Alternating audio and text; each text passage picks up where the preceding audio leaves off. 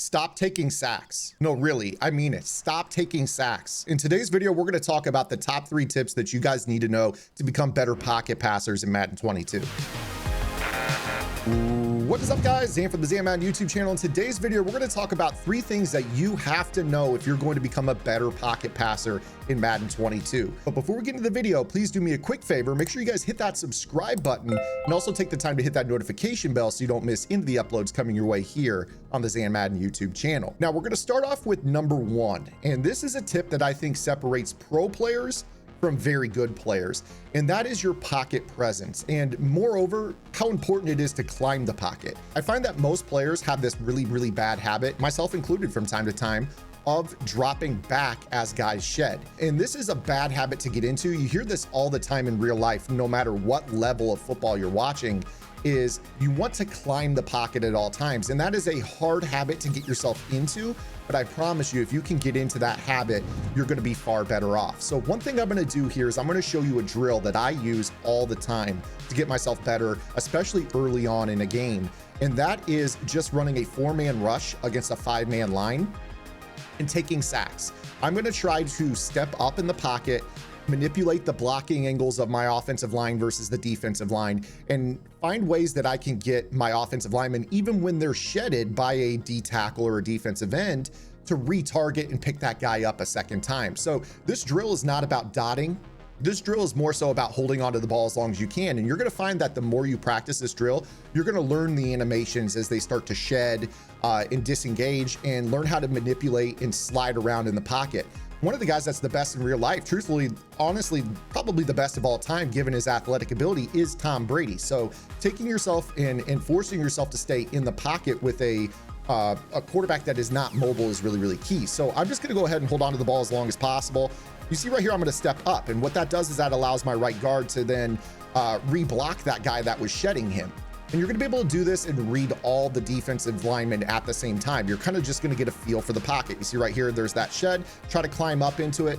You're gonna take sacks, that's part of the drill. And this is actually a tip that I put on the channel last year, but I wanted to bring this back up, especially with the new game and the new movement, to remind you guys how important this type of drill is. So again, here, you see right here, part of the problem is I stepped back, and that made that disengage angle a lot easier for that defensive end. Let me go ahead and show you here in the instant replay. So you'll notice right here that my issue is I see the right side collapsing on me. I read that there is that defensive tackle shedding off of the right guard, and I'm also reading that defensive end shedding to the outside, and I step back into the shed angle instead of climbing the pocket right here. So this is a really good example of, like, look where I should have been. I should have been up into this area as opposed to drifting back. And this is exactly the issue that I see as I watch literally every single level of player when they're playing this game. Is most players read the shed and they step away. Again, I see the open receiver. I'm not looking for receivers. I'm actually trying to hold on to the ball as long as possible. So go ahead and go in. You could choose random defense, or you could choose random plays out of different formations, and just try to get into the knack of reading how people shed. I mean, you see here how easy it is to be able to step up in the pocket and buy yourself an extra, right there, roughly half a second, as opposed to if I step back, then I'm going to invite those sheds in getting to the quarterback a lot more quickly. One thing that I do want to emphasize is that if you drop too deep in the pocket, it's oftentimes going to lead to auto shed. And it's really about how drastic your angles and how you move go.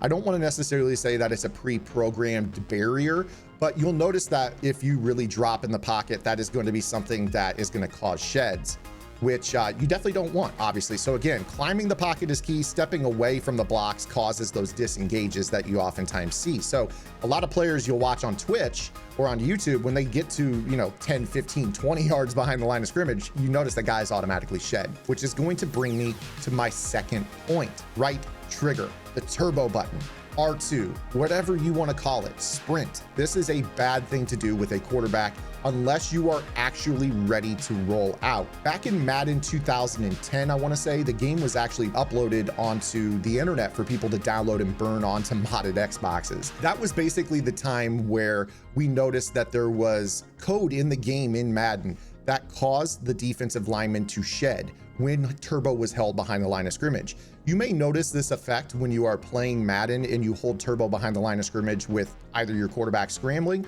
or honestly when you're holding Turbo with your running back and trying to hit outside on runs. It's really, really important to make sure that when you're behind the line of scrimmage, you don't hit Turbo unless you're actually ready to hit a hole. So the same could be applied to a quarterback.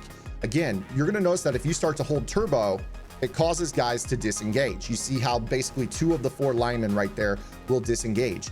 Other factors in play here with this particular tip are going to be that you're going to notice that the drastic angles in which you sprint to are going to cause those disengages. And that is basically EA simulating not having holding online. Because when you think about it, if you're blocking a player, right, you're in somebody's shoulder pads and your quarterback slips to the outside, you don't feel that behind you. But the defensive lineman has their eyes on the quarterback and they're going to try to pursue and disengage from you. And if you hold on to them, that's a holding call, but those aren't in the game. So EA as a result basically causes those disengage animations to occur to basically kind of mimic you're not going to be held on that block. So a lot of times when you hold that turbo button and you scramble, that's when guys will automatically disengage. Now, of course, there are shed timers in the game as well, but this is something that's really, really important. If you are wanting to sprint with your quarterback, do not hold the turbo button until you're actually ready to go. This is something that is a direct conflict with the tip that I provided last year, which was preloading your escape artist.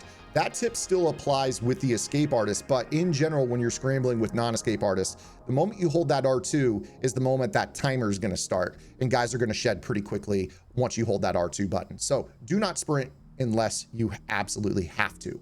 Now, before we get into step number 3, I want to make sure that you guys are aware of my strategy website, gridirongameplans.gg. Gridiron Game Plans is your one-stop source for all things competitive Madden. Every week in our Vault update, we take a look at the meta, or the most effective tactics available being used by pro players on the MCS circuit, breaking down not only how and why the pros do what they do, but most importantly, how you can counter those metas when you face them in online gameplay. On top of that, your subscription also includes any and every offensive and defensive game plan released on the website while your subscription is active. So head over to gridirongameplans.gg. $9.95 per month unlocks the entire website, and you can opt out at any time. And if you also are still on the website before August the 19th, you should definitely take advantage of our Gridiron Game Plans Madden 22 presale, where you can unlock a whole year. That's $120 value for just $75. And that includes access to our Discord server, where you can converse with other Gridiron members and also ask questions of the Gridiron staff about the content that you see on the website. So hopefully I'll see you guys over there. And that's going to bring me to number 3. This is something that is really important for me because I am historically an under center player. And I know that this is something that I see a lot of players do online. And it's a bad habit to get into. And that is letting the entire play action animation play out. So this is going to be tied in with basically drastic movement from tip number 2 in this video, and also pocket presence from tip number 1. And that is going to be that when you call a play action play in this game, a lot of times you get these boot style animations that end up with the quarterback rolling out right into a edge rusher. And this is not good. It's not good at all. So for instance, I'm going to show you an example of a play called PA come back and go. And I'm just going to run this against whatever, just random defense. And I want you to see how Tom Brady on this play, if I don't press anything, is going to boot straight into the rush. You see that is the pre-canned animation. I didn't touch anything.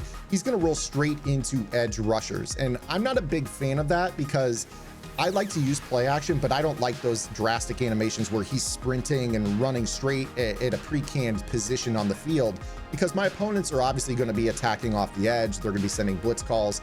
And I want to use play action as a way to hold the user. So one thing that not a lot of players know about this game is that if you lightly tap R2, now this is not the same as sprinting. I know sprinting is also the R2 button, and I just told you not to press it.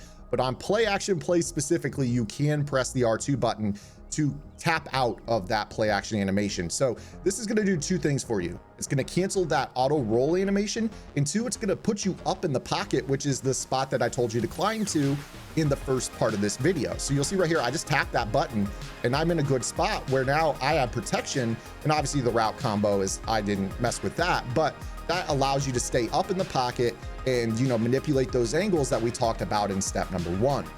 You could do this on any play action, not just under center. This also will work for the shotgun.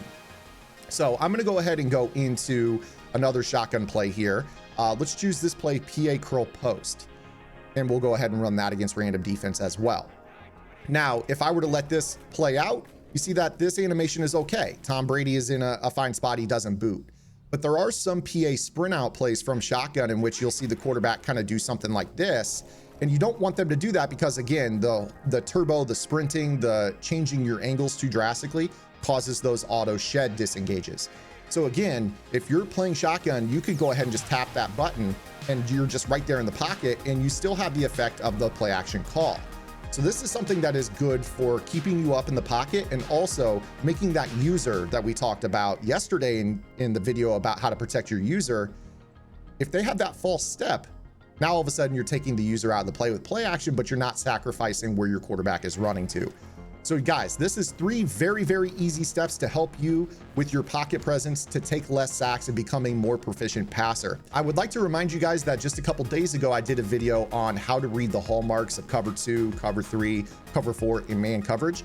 I would pair that video up the other day with this video here today. And those 2 tips alone should take your passing to another level. And I hope that this video helped you guys out. If it did, make sure that you guys drop a like. Again, go check out gridirongameplans.gg. We're really moving and grooving right now. I've already got 6 vault videos up during EA Play, and I hope to see you guys over there in the Discord. Until tomorrow, guys, this is Zan. Get in the lab, and good luck.